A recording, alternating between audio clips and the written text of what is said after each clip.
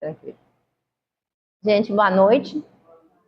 Quero agradecer a casa essa oportunidade, quero agradecer também por vocês terem vindo com chuva e nos prestigiar aí nessa terça-feira. Sei que não tem lugar para a quantidade de espíritos desencarnados, que eu sei que está todo mundo aí se acotovelando. Vou parar, hein, para voltar. E esse é um momento que vai ser um momento de, assim, de bastante reflexão. O assunto que nós vamos tratar é motivos de resignação. E o interessante, ele está no Livro dos Espíritos, no Evangelho segundo o Espiritismo, capítulo 5, itens 12 e 13, motivos de resignação. E eu fiquei muito parada na palavra motivos.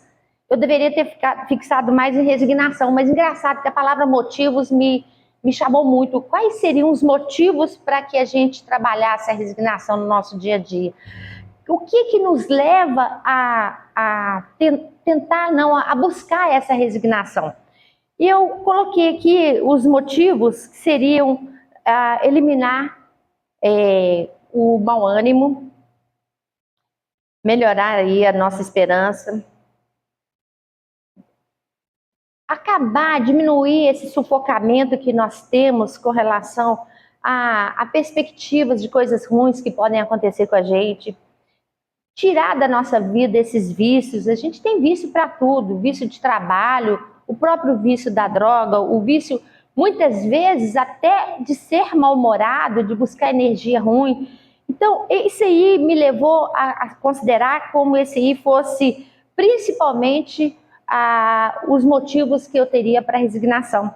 E coloquei um aqui bastante forte, que seria a busca principal de confiança, uma busca do otimismo. Acho que a gente passou a hora de ser desatento com relação a essa questão do otimismo. A gente tem que buscar um pouco mais. Dá uma impressão que coisa ruim chega muito fácil e coisa boa a gente tem que buscar. Então, a partir do momento que a gente sai de casa e vem para um estudo, principalmente nessa casa, eu elogio muito o Cantinho, gente, porque modificou muito a minha vida. E eu acredito que isso aí, para muitas pessoas, teve um motivo para chegar aqui nessa casa. E a partir do momento que a gente chega, a gente percebe o mundo um pouco diferente. E cada dia que esses estudos são feitos, que a gente ouve ou que participa dos estudos, a gente vai acreditando cada vez mais. E coloquei aqui, o que significaria motivo? Motivo é um desejo, uma meta, uma expectativa. Na verdade, motivo é um foco. Eu escutei um dia desse, saindo um pouquinho do tema, mas sobre esse lance de foco, perguntando por que na Bíblia não fala nada sobre dinossauros. Aí, na explicação, era o seguinte: imagina se nos estudos, né, na escritura sagrada, fosse colocar o nome de todos os animais. Imagina. O pitbull colocando sobre as plantas as pteridófitas com as briófitas, não teria sentido. Tem que ter foco. Então, é em cima disso que a gente tem que trabalhar. Qual é o nosso foco? Para que a gente precisa de, muitas vezes, trabalhar essa questão moral? A palavra resignação, ela vem no sentido mesmo de aceitação. Tem horas que a gente precisa se resignar, sim. E a resignação não vem naquele sentido de inércia, de sem ação. Olha, eu vou escrever a palavra. Então, Delano falou que ia deixar aqui, mas não deixou. Esse aqui.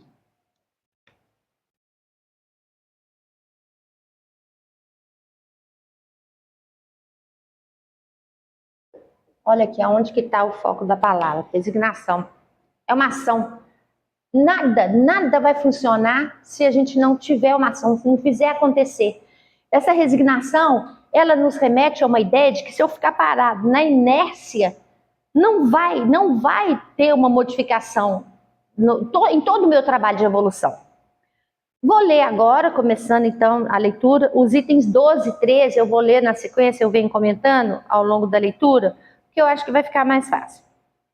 Esse capítulo que a gente está estudando, o capítulo 5, é bem-aventurado os aflitos, motivos de resignação, que é os itens 12 e 13. Aí eu já paro na palavra, bem-aventurados os aflitos. Quem são esses aflitos? Os aflitos são os que estão acordando. É aquele que não está satisfeito. Então, bem-aventurado é aquele que não está satisfeito, concordando com tudo que está acontecendo e que quer melhora. Aí ele está aflito, ele sente que precisa de fazer alguma coisa. Por isso que Jesus chama Bem-aventurados os aflitos. Você que não está concordando, você que não está aceitando essa coisa que não está tão boa, vamos modificar. O título já é uma chamada legal. Bom, nos itens 12, no item 12 e 13. Por essas palavras, bem-aventurados os aflitos, pois que serão consolados. Jesus aponta a compensação, que hão de ter os que sofrem e a resignação que leva o padecente a bem dizer do sofrimento como prelúdio da cura. Aí ele fala a palavra sofrer. Não é aquele sofrimento do autoflagelo, do chicote, não. Não é esse de andar ajoelhado muitos metros, talvez até 1 quilômetro. Isso não é bem esse sofrer, não. É aquele sofrer do dia a dia que a gente fala assim, meu Deus, por quê? Será que o que eu fiz que eu preciso de passar por isso? Então, dentro dessa pergunta, é aí que vem essas respostas. É por isso que vem essa chamada de Jesus Cristo, bem-aventurados os aflitos, tá? Aqueles que sofrem. Também podem essas palavras ser traduzidas assim: devei considerar-vos felizes por sofrerdes. Felizes por sofrerdes. Forte, né? Considerar feliz porque eu estou sofrendo? Visto que as dores deste mundo são o pagamento da dívida, que as vossas passadas faltas, então não está considerando que faltaremos no futuro. Está considerando aqui que nós estamos sofrendo por passadas faltas. Olha que legal que é ler. Na hora que a gente vai lendo, a gente vai percebendo o valor das palavras, como que elas têm sentido no que está escrito. No pagamento das dívidas que as vossas passadas faltas vos fizeram contrair, suportadas pacientemente na terra. Então foi aqui que nós cometemos as faltas. Essas dores vos poupam séculos de sofrimento na vida futura. Deveis, pois, servir-vos felizes, porque Deus reduziu vossa dívida, permitindo que a saudeis agora, o que vos garantirá a tranquilidade no porvir. Então ele faz essa chamada falando, olha, não reclama, não fica aí maldizendo pelo sofrimento. É trabalhar esse sofrimento, é amaciar esse sofrimento. Eu tive a oportunidade, gente, de viver um sofrimento muito grande e eu procurei isso, eu procurei não entrar em desespero, procurei não pensar o pior e pensei na questão do amadurecimento. O que eu poderia fazer para aquele sofrimento daquela hora não se transformar realmente em um desespero. E é nessa hora que a gente agarra na mão de Deus e fala assim, olha aqui, me ajuda, eu sei que todos passam por essas dores, eu sei que eu estou passando. E uma vez que eu estou passando, eu quero passar com dignidade. A palavra dignidade é uma palavra que a gente tem que buscar, até para morrer, gente. É uma palavra, é um sentimento que a gente tem que ter a todo momento, dignidade. Continuando a leitura. O homem que sofre assemelha-se a um devedor. O homem que sofre assemelha-se a um devedor de avultada soma, a quem o credor diz: se me pagares hoje mesmo a 100ª parte do teu débito, quitar-te-ei do restante e ficarás livre. Se o fizeres, atormentarei-te até que pagues a última parcela. Não se sentiria feliz o devedor por suportar toda espécie de privações para se libertar, pagando apenas a 100ª parte do que deve? Em vez de se queixar do seu credor, não lhe ficará agradecido. Esse pagamento, vou fazer só uma parte de uma contextualização. A doutrina espírita ela começou a ser codificada, porque até hoje eu acredito que a gente, conforme a gente vai estudando, a gente vai acrescentando um pouquinho a ela. Ela foi começou a codificação lá no século XIX, e muito se falava também sobre as modificações sociais, econômicas da época. Então, para esse texto ficar bastante entendido, falou-se muito em pagamento, em dívidas. Isso também foi usado por Jesus, usando muito essas palavras de pagamentos e dívidas também. Porque na hora que a gente usa essas palavras, a gente começa a entender, olha, eu tenho como pagar uma dívida, eu tenho como amortecer essa dívida, eu tenho como dividir essa dívida. E aí a gente já começa a pensar em tudo que eu fiz, olha, não tem escapatória, nós sabemos que vai ter um ajuste de conta do que nós já fizemos. E para frente, se a gente aprumar e caminhar legal, caminhar direitinho e não contrair mais dívidas, há grande chance da gente pagar essas dívidas. Então, dívida no sentido não de serei punido a ferro e fogo. Não é isso. Dá uma impressão que desse jeito Deus vai ser aquele que vai a ferro e fogo fazer tudo. Não. A nossa própria consciência ao longo do tempo vai nos cobrando esse pagamento. Tal o sentido das palavras: bem-aventurados os aflitos, pois que serão consolados. São ditosos, são afortunados, porque se quitam, e porque, depois de se haverem quitado, estarão livres. Se, porém, o homem ao quitar-se de um lado, endivida-se de outro, jamais poderá alcançar a sua libertação. Então, a gente imagina um cartão de crédito. Se a gente está quitando aquela dívida do cartão de crédito, tá ok. Se eu, ao quitar aquele cartão de crédito, eu contrato um outro cartão de crédito e eu começo a fazer dívida naquele, na verdade, eu não estou abatendo uma dívida, eu estou aumentando. Então, é nesse sentido, na hora que nós estivermos pensando que somos ditosos, somos afortunados, nós temos condição de fazer um acerto aí, mesmo que não a gente gaste mais de uma encarnação, ou talvez mais de duas, talvez mais, muito mais, né? Mas isso aí nos dá uma condição de que nós podemos fazer esse acerto. Agora, se nós ficamos presos, olha, fiz o que eu fiz, para sempre nada vai ficar válido na minha vida. Não tem muito sentido, eu tenho que ter esse sentido de que eu vou ter uma chance. Mais para frente aqui a gente vai ter um depoimento da misericórdia. No texto que eu tenho aqui, essa versão, é assim: ora, cada nova falta aumenta a dívida. Esse ora, ele entra como agora. É um advérbio, ele fala assim, agora. Cada nova falta aumenta a dívida. Então, a gente não precisa ficar pensando que só porque está pagando aquela, que essa aqui já está paga. A cada nova falta aumenta a dívida. Porquanto nenhuma há, qualquer que ela seja, que não acarrete forçosa e inevitavelmente uma punição. Se não for hoje, será amanhã. Se não for na vida atual, será outra. Eu colocaria, se não for nessa encarnação atual, pode ser em outra. É uma chamada até interessante, porque isso nos dá uma perspectiva de que a gente vai ter, talvez, uma possibilidade de uma nova reencarnação.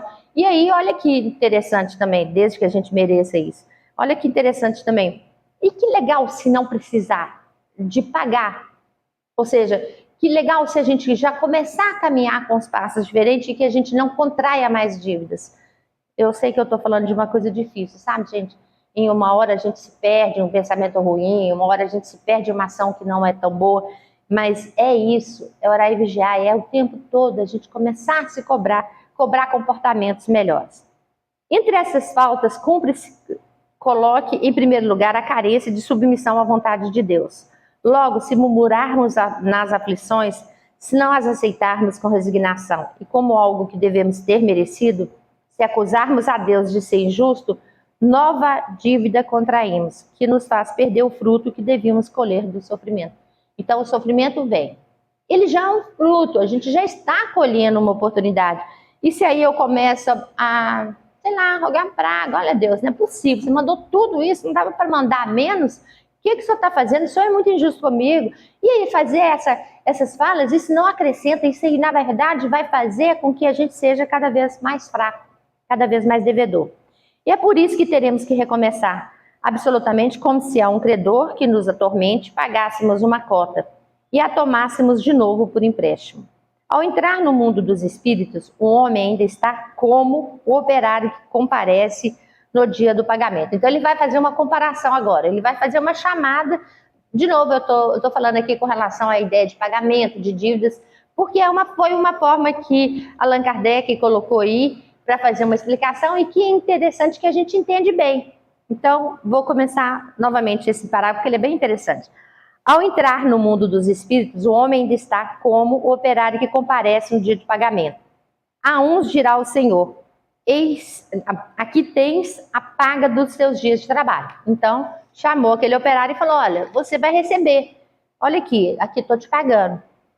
E a outros, aos venturosos da terra, aos que hajam vivido na ociosidade, que tiverem feito consistir a sua felicidade nas satisfações do amor próprio e nos gozos mundanos, vai ter uma fala para ele também.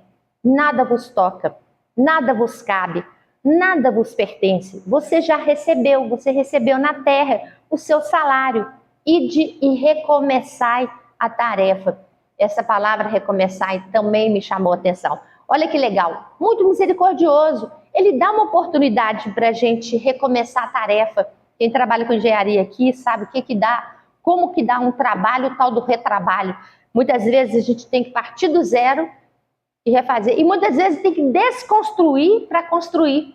Mas é nos dado essa misericórdia, ele fala, e de recomeçar a tarefa. Então, aquele que por algum motivo colocou mais força nos gozos mundanos, vai ter essa fala. Olha, você já recebeu, não te cabe mais nada, você não tem mais nada a receber. No item 13, dando também aí bastante complemento ao 12, o homem pode suavizar ou aumentar o amargor das suas provas pelo modo como encare a vida terrena. Então, é a forma como a gente encara, é a forma com que a gente lida, é a forma com que a gente vive. Ah, mas eu acho que a minha esposa, ela faz coisas que eu não concordo. Eu acho que a minha esposa está me traindo. Eu acho. E eu acho por que eu acho? Na verdade, eu estou inseguro. Na verdade, eu estou naquele sentimento de inferioridade tão grande que eu coloco a culpa no outro, eu não assumo uma parte. E a partir do momento que eu não assumo, o outro tem que assumir. E aí a gente fica trocando um pouquinho de farpas. Bom, tanto mais sofre ele, quanto mais longa se lhe figura a duração do sofrimento. Então, quanto maior tempo a gente disponibilizar para aquele sofrimento, maior a duração do sofrimento. Tá muito lógico, é quase que uma conta matemática. A gente coloca muita conta naquela conta. Eu fico só pensando, a minha mulher está me traindo, a minha mulher não. O tempo todo essa fala. No final, eu começo a acreditar no que eu mesmo estou propondo. Que tal propor diferente? Olha, alguma coisa eu estou fazendo que esse relacionamento não está legal. E aí as coisas vão mudando. Bom, no meu texto aqui ele continua com o ora, né? O ora com sentido de agora. Então, tá assim. Ora, aquele que encara pelo prisma da vida espiritual apanha, num golpe de vista, a vida corporal. Ele a vê como um ponto no infinito. Compreende-lhe a curteza e reconhece que esse penoso momento terá rapidamente passado. Então, ele chama a nossa existência aqui na Terra de curta. Ele chama de um momento com uma curteza muito grande. E a gente, se for pensar mesmo, é curto. Olha, a gente é criança, daqui a pouco a gente é adulto, daqui a pouco tá entrando na faixa aí da terceira idade, daí a pouco eu estou precisando de ajuda para caminhar. É rápido, o processo é rápido. E por isso que ele chama atenção, olha, não deixa para depois, é agora, é a hora de mudar. A certeza de um próximo futuro mais ditoso sustenta e encoraja, e longe de se queixar, agradece ao céu as dores que o fazem avançar. Contrariamente para aquele que apenas vê a vida corporal, interminável lhe parece esta, e a dor o oprime com todo o peso. Então a gente dá uma impressão que a vida é interminável, né? Não, vou morrer agora não. Não. E tem muito tempo, esses dias, eu estou com duas amigas aqui, esses dias a gente perdeu um amigo da minha idade, amigo de infância. Eu tomei um susto quando ele morreu, porque eu não pensei na morte dele. Sabe por que a gente não pensa? Porque a gente não pensa que a gente também está aqui em um tempo que não é determinado. Então é como se a gente estivesse pensando, não, eu estou com 60 e poucos anos, ainda vou viver mais uns 30, não sei o quê. A gente faz uma continha, como se a lógica fosse assim. E a gente, quando tem uma notícia, fala, não, mas como? Que hora que isso aconteceu? Que hora? Muito bom. Que hora o contrário, né? Que hora que eu nasci? Aquela hora é a hora que eu comecei. Então, a partir daquela hora é a hora de ficar acordado. Bom, o resultado daquela maneira de encarar a vida é diminuir a importância das coisas desse mundo e levar o homem a moderar seus desejos, a contentar-se com a sua posição, sem invejar a dos outros, a receber atenuada a impressão dos reveses e das decepções que experimente. Reveses seriam das circunstâncias inesperadas. Quantas circunstâncias inesperadas ruins a gente percebe. A gente não percebe as circunstâncias inesperadas boas. Dá uma impressão que o tempo todo a gente está aberto para coisa boa. Quando aparece uma coisa ruim, a gente sofre. Como? Inesperada demais, né? E as inesperadas boas que a gente tem aí. Daí tira ele uma calma e uma resignação tão útil à saúde do corpo quanto à da alma. Ao passo que, com inveja, o ciúme e a ambição, voluntariamente se condena à tortura e aumenta as misérias e angústia da curta existência. Aqui é a chamada para o seguinte: nós podemos nos condenar a uma tortura eterna, sempre sentir que está sendo torturado, sempre sentir que somos os miseráveis, os excluídos da sociedade ou da família, e muitas vezes a gente soma angústias e essas angústias elas tomam um corpo muito grande. Aproveitando a chuva e aproveitando a companhia do Valdir, e também porque eu já falei isso aqui umas 10 vezes, falei só a 11ª. Uma vez eu estava conversando, eu tenho muito medo de chuva. Eu estava conversando uma vez com o Valdir, estava chovendo, começou a chover. Eu falei, Valdir, eu tenho que desligar. Ele falou assim, mas por quê? Eu falei, porque está chovendo. Ele falou, está chovendo na sua casa? Valdir, eu não esqueço disso, você pode esquecer, mas eu não vou esquecer. Eu olhei para minha casa para ver se não estava chovendo. Baseado em que ele precisou de perguntar se estava chovendo. Tamanho é o medo. Então tem hora que a gente aumenta as torturas. Não precisa, ela já vai vir, as misérias já vão vir. Precisamos de buscar. E não pode cair uma gotinha, que eu lembro do Valdir, acho que eu não vou esquecer desse dia nunca. Então, assim, é bom para a gente trabalhar um pouco mais essas questões que nos desconfortam, que nos pressionam. E coloquei um texto aqui, assim, um texto que ele é bem pertinente. O autor é Ailton Paiva, e ele fala, faz uma chamada, bem-aventurados os que choram, pois que serão consolados. Está bem dentro da linha dos aflitos. Se a gente chorou porque não estava conformando, não chorou porque não estava aceitando. Se a gente chorou porque estava sofrendo. E aí Jesus fala, olha, fica tranquilo, você vai ser consolado, porque a partir do momento que você já está chamando para essa questão da mudança, vai acontecer. Se permita. Muitas vezes a gente não se permite. A gente fica pensando que a gente não precisa de conversar com o psicólogo, nem com o analista, nem com o amigo, nem vir para uma casa espírita, nem pedir ajuda para um amigo, nem para o atendimento fraterno. Muitas vezes a gente acha que vai resolver sozinho. Sabe o que a gente resolve? Muitas vezes nada. A gente só soma problemas. Então, é parar um pouquinho, externar um pouquinho esse sentimento, dividir um pouquinho essa conta, porque sabe, gente, tem muita gente boa que está pronta para nos auxiliar. E nesse mesmo texto ele fala assim, no sentido em que Jesus ofereceu o consolo aos que choram, depreende-se que esse choro é causado pela aflição do sofrimento, por algum tipo de dor, seja ela física ou moral. Porque a gente está sempre que remete à dor, a gente remete a uma dor física. Engraçado isso, né? E é uma dor forte que a gente tem, uma dor moral. Mas vai falar com a gente agora. A gente preocupou com câncer, preocupou com acidente, preocupou com uma mutilação, a gente preocupa com uma dor física. Então é importante a gente pensar nela, mas é importante a gente também ampliar um pouquinho mais esse lance de dor. Dificilmente haverá uma pessoa que ao atingir a maioridade não tenha sofrido algum tipo de dor. Então a dor da decepção também é uma dor. E ela é muito interessante que a gente aprende a lidar com uma decepção logo lá na fase da infância. Esses dias minha sobrinha de 3 anos, ela queria mamadeira. E a minha irmã falou, não vou te dar mamadeira agora, mamadeira só para dormir. E ela chorou copiosamente. Eu fui lá para acudir. A minha irmã falou assim, não, deixa ela viver o momento de decepção dela. É importante a gente já começar a lidar com decepções. E eu parei e falei, gente, eu não tinha pensado nisso. Essa coisa de acalentar significa que eu estou adiando o processo evolutivo dela. Eu não estou permitindo que ela viva os momentos dela. E aí, muito isso também. Tem hora que a gente também, em momentos de decepção, seja em questões amorosas, profissionais, familiares, tem hora que a gente tem que fazer uma introspecção e falar assim, espera, tem sim, eu tenho que viver esse momento. É um momento de dor, mas eu preciso de aprender com ele. A chamada desse estudo é muito nessa linha de aprender a suportar, tratar de alguma forma essa ação, essa resignação é exatamente nesse sentido de não punir ninguém, não se punir, não culpar Deus, não culpar Jesus e também trabalhar com uma ordem do que eu posso fazer.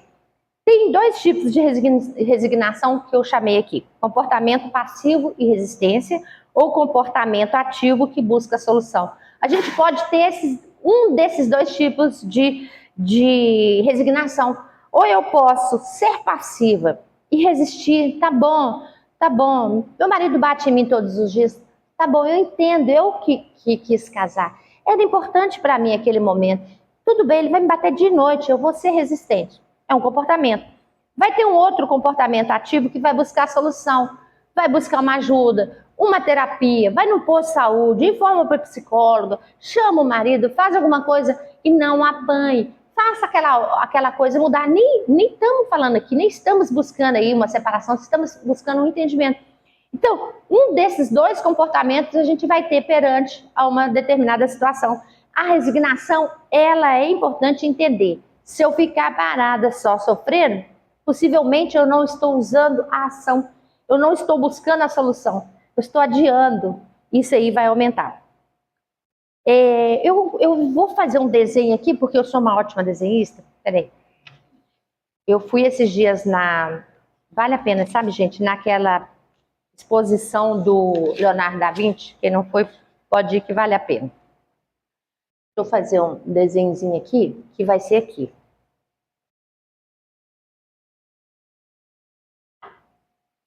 É assim.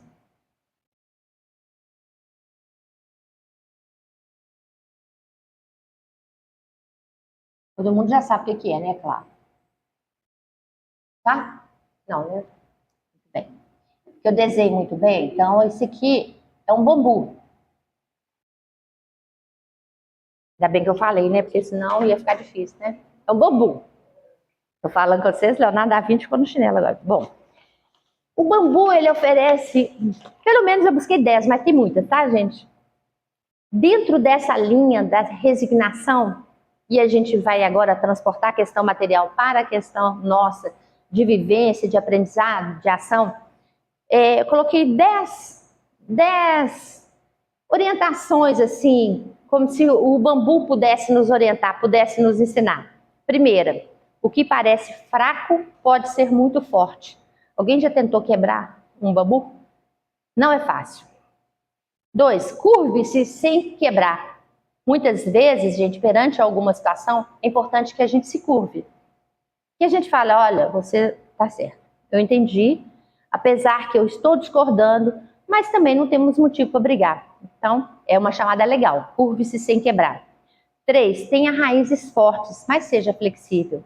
Se a gente trabalha essa base que a gente está estudando aqui hoje, a base espiritual, se a gente é forte nas nossas convicções, nas nossas raízes, vamos poder ser flexíveis. Se a gente tiver uma raiz bem que fraquinha, que bater o primeiro problema, a gente vai cair, vai por terra. 4, tenha paciência. Então, essa chamada da paciência, muitas vezes a gente não tem. No mundo, principalmente, que nós estamos vivendo, dá uma impressão assim, mandei a foto, não chegou, o que está acontecendo com esse celular? Essa conexão da internet, gente, eu acabei de apertar o enter para mandar a mensagem, eu já estou num desorientamento danado que não foi, porque a gente não tem paciência. 5, esteja sempre pronto. Essa eu achei que foi para mim a máxima. Estar sempre pronto para adversidades, estar sempre pronto para o que vier. Notícias boas, com certeza, notícias ruins também, com certeza. 6, encontre a sabedoria mesmo no vazio. 7, compreenda-se com seu desenvolvimento. Comprometa-se com seu desenvolvimento. Então, chama a palavra desenvolvimento na doutrina espírita, que foi para nós codificada, ela não começou no século XIX, ela está sendo trabalhada há muito tempo, e no século XIX vem Allan Kardec e escreve para a gente, ele codifica para a gente, mas ele pede isso, desenvolvimento, nós precisamos trabalhar esse desenvolvimento, nós precisamos começar a entender o que está escrito, o que está sendo proposto. Não basta só estar nos livros, é importante que esteja no nosso coração. 8, saiba valorizar suas relações pessoais, relações de trabalho, relações infinitas que a gente tem ao longo da vida. E a gente tem a capacidade de, não, essa pessoa eu vou bloquear. Bloquear uma pessoa? A gente está ficando muito fera, vou bloquear. Delano, vou te bloquear. Não vou, porque tá ruim fazer isso. Tá bom de receber o bom dia todo dia, boa tarde todo dia. Por que não? A pessoa pensou em você, pensou em mandar e a gente vou bloquear porque eu não aguento mais o bom dia. Ui, cadê a paciência do item 4? 9, tenha simplicidade. A gente está se achando demais, né? Nós não somos simples, nós precisamos ser um pouquinho mais simples. estamos orgulhosos, vaidosos. Então, vamos buscar um pouquinho mais a simplicidade. Eu acho que isso aí seria um caminho legal. E a 10ª que eu coloquei, mas assim, onde o texto que eu peguei, ele tinha muitas outras, sempre se erga. Então, se a gente cair por algum motivo, fica lá no chão, não, bobagem, vamos erguer. E essa chamada aí do meu maravilhoso desenho aqui, do bambu, ela ensina bastante a gente para perceber o nosso momento. Nós não estamos na condição de achar que a gente tem tempo para resolver. Nosso tempo é agora.